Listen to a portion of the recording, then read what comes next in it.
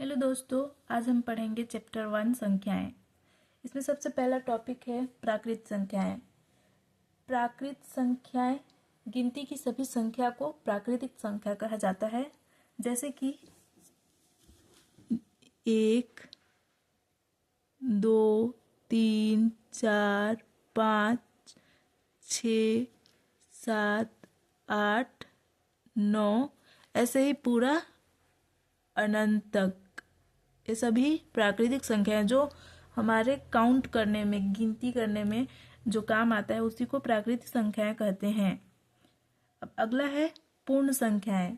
तो पूर्ण संख्या किसे कहा जाता है? पूर्ण संख्या वह संख्या है, पूर्ण संख्या प्राकृतिक संख्याओं के साथ साथ अगर उसमें जीरो को मिलाने पर वह संख्या पूर्ण संख्या बन जाती है। यहाँ पास 0 से स्टार्ट होगा 1, 2, 3, 4, 5, 6, 7, 8, 9, ऐसे ही पूरा अनंत तक। यहाँ पास देखिए, बाकी सभी संख्या प्राकृतिक संख्या है 1 से लेकर अनंत तक, लेकिन इसमें सिर्फ 0 को ऐड कर दिया गया है तो ये पूर्ण संख्या बन गया। तो इसमें ऐसे बोल सकते हैं, क्या सभी प्राकृतिक संख्याएं पूर्ण संख्या होती है? तो हाँ, बिल्कुल, सभी प्राकृतिक संख्या पूर्ण संख्या होती है। लेकिन अगर उसका उल्टा बोला जाए, क्या सभी पूर्ण संख्या प्राकृतिक संख्या होती है? तो नहीं, सभी पूर्ण संख्या प्राकृतिक संख्या हो ही नहीं सकती। कैसे होगी? इसमें तो 0 ऐड है, इसमें 0 नहीं है। तो वैसे अब अगला टॉपिक है हमारा पूर्णांक संख्या। पूर्णांक संख्या किसे कहते हैं? वह संख्या जिसमें ऋणात्मक, शून्य तथा धनात्मक संख्या शामिल हो, उसको हम पूर्णांक संख्या कहते हैं। जैसे कि 0, 1, 2, 3, ऐसे ही पूरा अनंत तक। और इधर 0 से कम भी, -1, -2, -3, ऐसे ही इधर भी पूरा अनंत तक जाता है। इसी को हम पूर्णांक संख्या कहते हैं। अब अगला टॉपिक हमारा है सम संख्या। सम संख्या किसे कहते हैं? सम संख्या जिसे हम 2 से पूरी तरह से भाग कर दिया जाए, पूरी तरह से कट जाए, 2 से पूरी तरह से विभाजित हो जाए, उसी को हम सम संख्या कहते हैं। जैसे कि 2 हो गया, 2, 4, 6, 8, 10, 12, ऐसे ही पूरा अनंत तक जाएगा। यानी कि 2 से पूरी तरह से कट जाना चाहिए, 2 से पूरी तरह से भाग हो जाए, उसी को हम सम संख्या कहते हैं। अब अगला टॉपिक है विषम संख्या। विषम संख्या वे संख्याएं होती है जिसको 2 से पूरी तरह से भाग नहीं किया जा सके, उसी को हम विषम संख्या कहते हैं।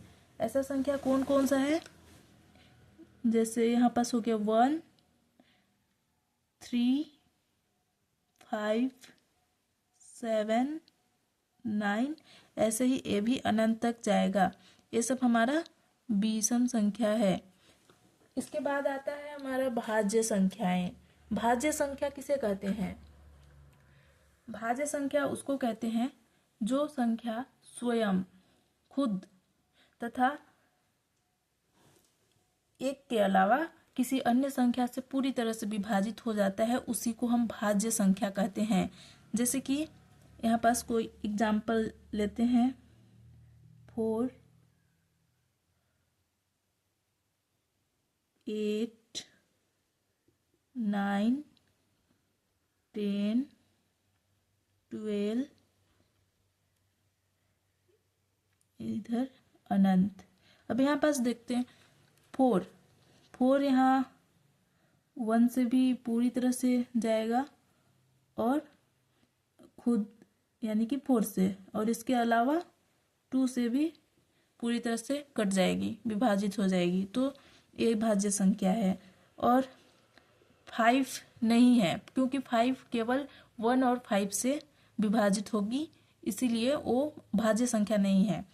यहाँ 8 है, 8 1 से पूरी तरह से विभाजित होगी, 2 से होगी, 4 से होगी, फिर 8 से होगी।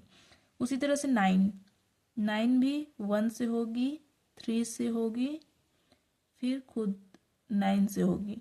इधर भी ऐसे ही होगा। अब अगला टॉपिक है हमारा अभाज्य संख्या। अभाज्य संख्या किसे कहते हैं? जो संख्या स्वयं तथा 1 के अलावा किसी और संख्या से विभाजित नहीं होती है, उसी को हम अभाज्य संख्या कहते हैं। जैसे कि भाज्य संख्या में कोई कोई अंक छूटा हुआ था, जैसे 1 हो गया, 1 2 3 5 7 11 13, ऐसे ही पूरा अनंत तक। अब यहाँ पास देखिए, एक ऐसा संख्या है जो कि स्वयं से विभाजित होगी सिर्फ 1 से, और 2 ऐसा संख्या है जो कि 1 से होगी और 2 से, इसके अलावा कोई संख्या से विभाजित नहीं होगी। 3 भी ऐसा संख्या है जो सिर्फ 1 और 3 से विभाजित होगी। 5 1 और 5 से है, और 7 1 और 7 से, उसके अलावा कोई भी संख्या से विभाजित नहीं हो रही है, इसलिए इसको अभाज्य संख्या कहते हैं। अब अगला टॉपिक है हमारा परिमेय संख्याएं।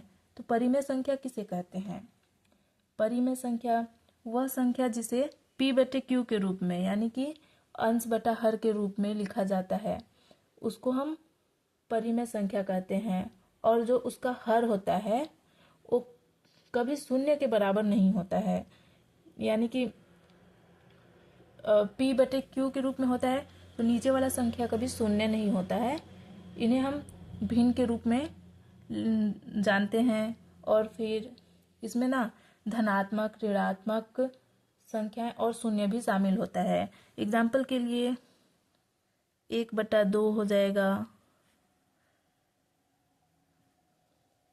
3/4 हो जाएगा, 5/6 हो जाएगा। ये सब क्या है? परिमेय संख्या है, इसको हम बट्टे के रूप में लिखते हैं। और अपरिमेय संख्या, अपरिमेय संख्या किसे कहते हैं?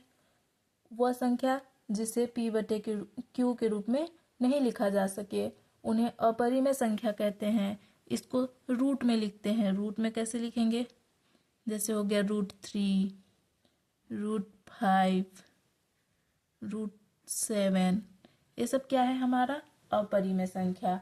अब आता है अगला टॉपिक, वास्तविक संख्याएं। वास्तविक संख्या किसे कहते हैं? तो वैसी संख्या जिसे हम परिमेय और फिर अपरिमेय के रूप में लिखा जाए, उसे वास्तविक संख्या कहते हैं।